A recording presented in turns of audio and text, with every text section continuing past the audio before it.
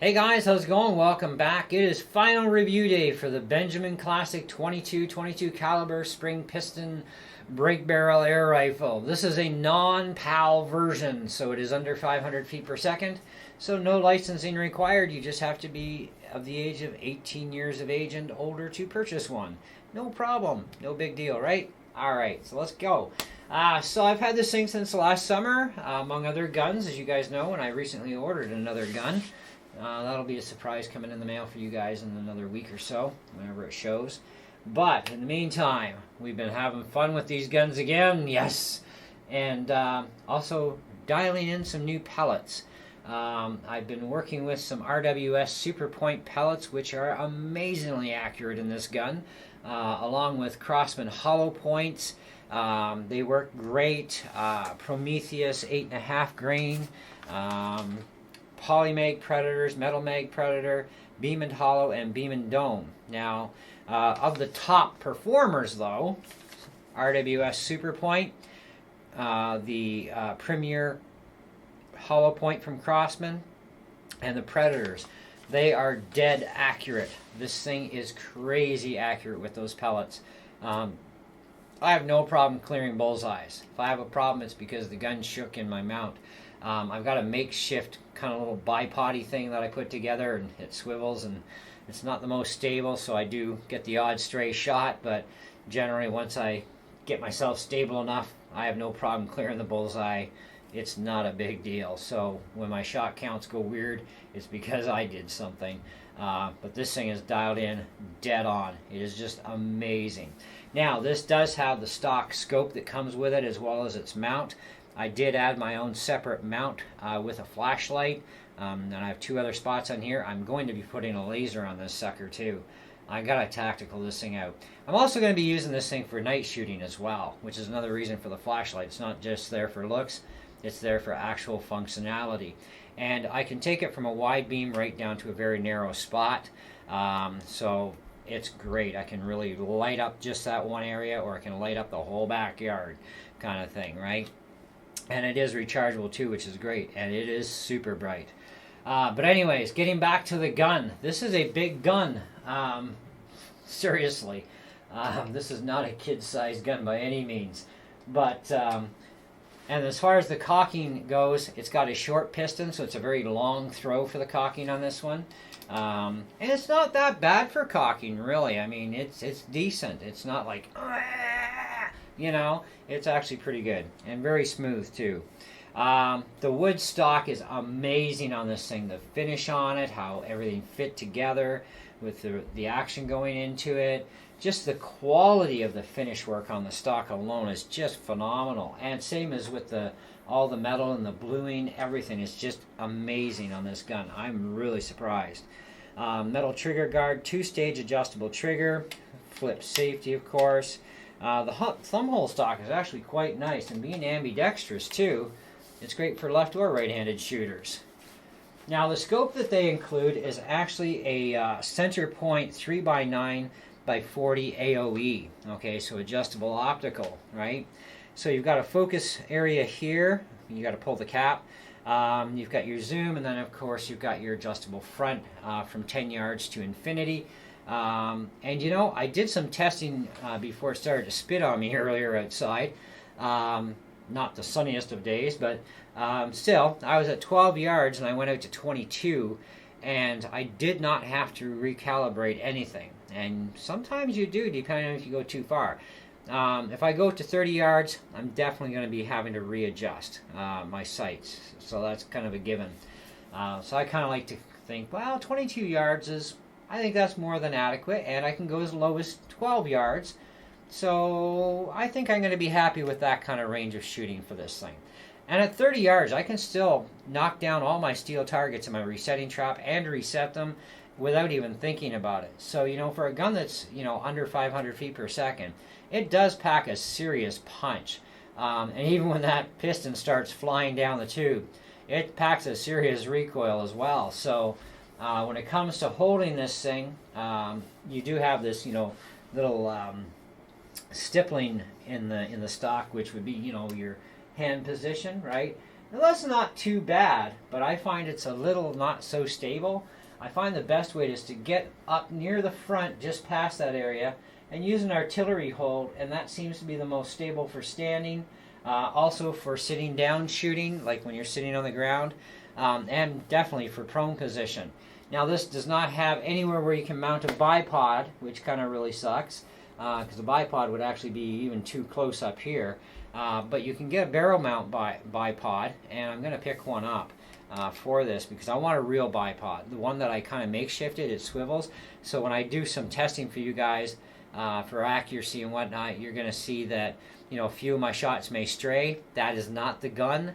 That is actually me, because when you pull this thing, this gun jumps. Okay, so it's kind of like you got to really think real careful, breathe just right, kind of figure out where you got to pre-compensate after a couple of shots, and then just kapow, and then you can clear a bullseye in no time. I mean, this thing is nice. I would probably say out of all the air rifles I've owned, other than my Diana, this has been the nicest break barrel system I've owned to date. It is really good, so I'm very happy with this. And the scope is just really good too. Now, it doesn't have lockable turrets, which is fine, but that's the way it goes. Just don't bump them, they will stay put. As long as you install your scope mount properly before installing the scope, because you have to. It's got a stopper screw, and the receiver has also got the hole. You're going to have to line that up. Once you get that lined up and set, and you lock this sucker down tight, you are not going to get scope creep unless you didn't tighten your caps down properly to mount the scope. And you got to watch that too, because you don't want to crush your scope. So be careful when you're tightening, and always go in an X pattern when you're working with 4 screws. And just try and keep that pressure exactly even as possible on either side of the mounts. But do that, and you'll have a really enjoyable experience with this gun and with this particular scope. Now, it does have an illuminated system as well. So it has red or green, and different levels, of course, of brightness. You can just, turn the dial one way, you've got red, turn it the other way, you got green, and of course you got your off position and so on. So, and it does come with the battery as well, and it's just a 2032 battery, cheap to replace at the dollar store. You get a pack of 3 of them, you're good for the next few years. Anyways, nice flip-ups too for the lens cover protectors. Keeps the dust and stuff off them, which is great. I would highly recommend removing both of them when you're initially setting this gun up for the majority of the distance you're going to shoot at. And then just with this one, it's not a big deal, because this is not turning very easily. That's very stiff, which is good. It's what you want. But your focusing eyepiece, you want to push this back on just gently, because it will turn easier, right? And if you do have to make some mild adjustments, it's not a big deal. It is going to turn for you without any problem if you have to make some little focusing adjustments.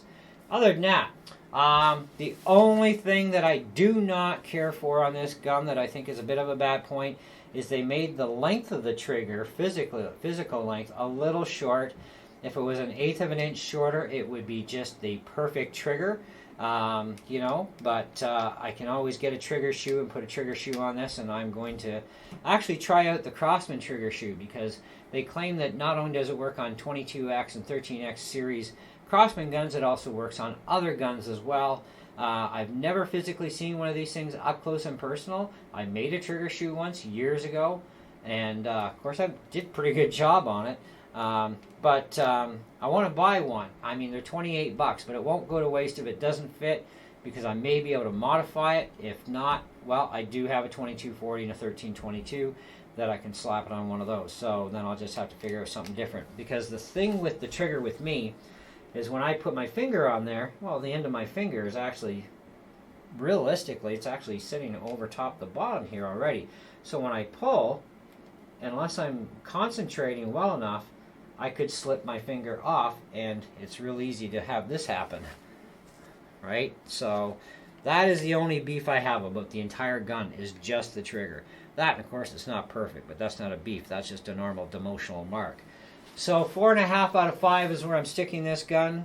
And I think that's more than fair. It is definitely worth the purchase. You will get years of enjoyment out of this thing. It is just a great gun. And like I said, Very, very accurate. But you have to find the pellet that yours likes. And no two guns that look the same are the same. So just because I've said, okay, these pellets work for me, does not necessarily all those pellets are going to work for you. Okay? Your gun chooses the pellet it's going to work with. So buy a variety pack of pellets, have fun with them, find out what shoots in and dials in the best with it, and then you're going to know exactly what your gun likes to shoot. And you'll have your best experience and enjoyment out of the gun. Because you don't want to shoot pellets that just can't ever hit the broadside of the barn, right? So anyway, overall though, that's it. That's all I got for you on this gun. I've got more final reviews on some guns coming up as well, and some other stuff. I did also order a chronograph, which I'm going to mention in the next couple of videos too.